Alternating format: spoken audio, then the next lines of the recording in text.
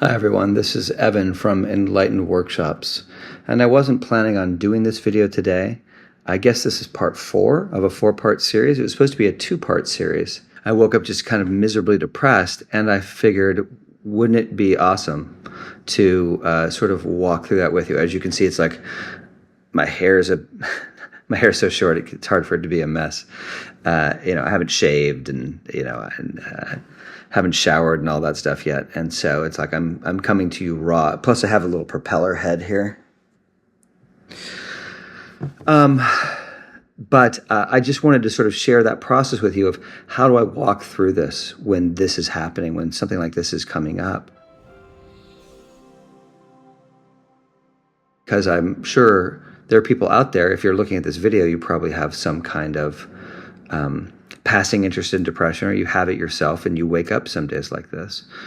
So the first thing I do, and I've talked about in this video, is the way that I got out of a really deep, chronic, which I'm sure would have been diagnosed as, what's the really, like, bipolar disorder had I gone, had I had enough courage to go to the doctor. I went to, a therapist one time and she immediately wanted to put me on meds. I was so depressed. And that really changed, and it changed by relaxing into it. So that's the first thing that I do. So it's like, okay, here's this depression. And I realize it's not something to fight. It's not something to be at war with. It doesn't feel good, but the more that I can embrace it, the less power it has over me. And I also know just from all the work that I've done and the training that I've done that there's a gift in here, that there's something for me, and that it's part of a shift in consciousness that's happening. So I have an understanding that it's, even though it seems like this bad thing I want to get rid of, that it's actually a good thing. And so what does it feel like? It's like, I want to die. It's like I don't want to go on living is what it feels like. It's like I'd rather just lay down and just let life pass me by. And it feels sad. And so one of the first things I do is, in not fighting it, is I try to go down into my body and I find that sensation in my body. And it's like I'm feeling that depression mainly in my heart. And what it feels like is heartbreak. And so that's really good information, right? And I'm always saying that there's no such thing as grown-up feelings. And so I automatically get and understand it's like, okay, this sadness, this depression, this heartbreak, this is from the past. This isn't from the present. So I breathe into that. I breathe into this part that's sad. Now, I had a childhood and I had a kid inside of me that had every right to be sad. He felt very unloved and unappreciated. And that's kind of what this feels like. So notice I'm breathing into it. I'm breathing into the sensation. And one of the other things I do is I go in and I go, okay, the sensation's in my chest. And what does it feel like physically? Does it feel like swirling energy? Does it feel like weight? Does it feel like pressure? Does it feel like heat? Does it feel cool? Is it high-pitched? What are the physical, not mental, not ideas, but what does it feel like? So it feels a bit like a rock in my chest. And it feels a little bit like my heart is a rock, and that it's so sad and heavy and it just wants to fall through the floor. And I just breathe into that feeling. I just breathe into it. And I allow it to be. And there's this other pain that I'm noticing that's there as I do that. And it's kind of like anger. It's kind of like mad that I've been so forgotten about and so disregarded. And I breathe into that. Now notice, hopefully you'll notice, I got to adjust the camera here, my posture is straightening a little bit. And that happens sometimes as I'm sitting with a feeling. And, because it's like the depression, has me hunched over, feeling hopeless. But as I start to feel into it, it's like sometimes, and this doesn't need to happen for you. If this isn't happening for you, it's not like you're doing it wrong.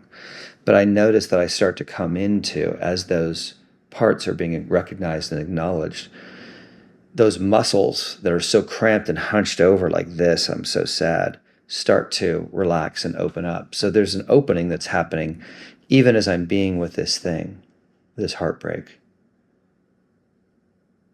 And as I touch it, it drops a little bit deeper and it kind of comes down into my solar plexus. And just such an immense sadness. And I breathe into that sadness. And I might say things to it like, I'm glad you're here, or it's okay for you to feel everything that you're feeling. I want to do another video on how do you walk through a difficult feeling. And so if I do that, I'll link to that in this video.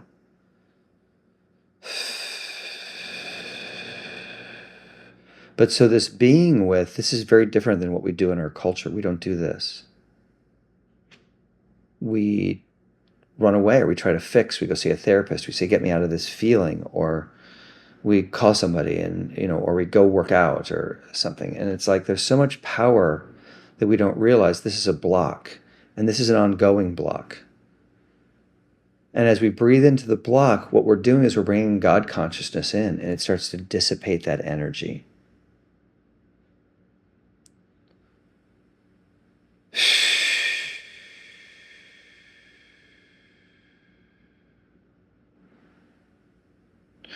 And, the heartbreak comes from a very sad and lonely child who wanted to be loved, who wanted to be seen, who wasn't seen.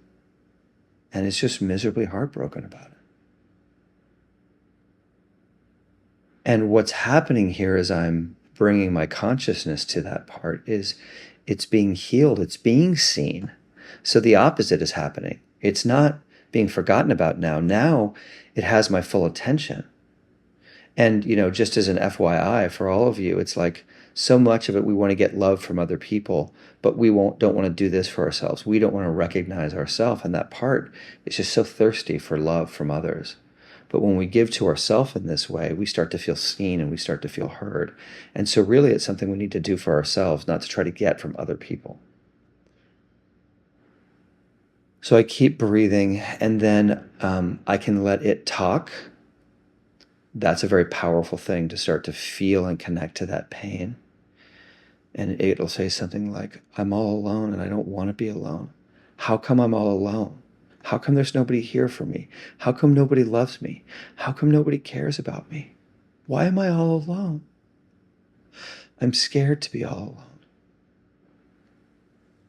So just hearing that, you can hear that it's a child voice. You can hear that it's not me and my voice.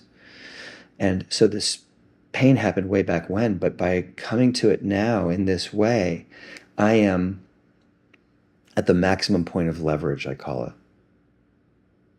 I don't like a lot of jargon, but it's like this is the point that's the most powerful. And then my favorite exercise for this is kind of like, and this takes practice. This is probably the hardest one to do when you're first starting to do this, but I just want to kind of show you kind of what I do. And it's like you can work, as you get more sensitive to yourself, you can work up to this. Is I talk to it. And I'm in 12-step program, so I have a lot of sponsees. And so I talk to them the way I talk to this part, the way that I'd talk to a sponsee. And I start with a lot of compassion. I just say, sweetheart. And what I'm trying to do here is to really tune into the feeling and reflect the feeling back to that part that's hurting so bad. So it looks something like this. Just to open my eyes for a second, just to say hi. And so it looks something like this, right? So it's like, oh gosh, I can see how sad you are. I can see how heartbroken. And I can see how miserable that feels. To feel all alone and to feel like you have to solve this yourself. Oh, and I can feel that you're so terrified. I am terrified. And I can see it hurts so bad. It does, it hurts so bad.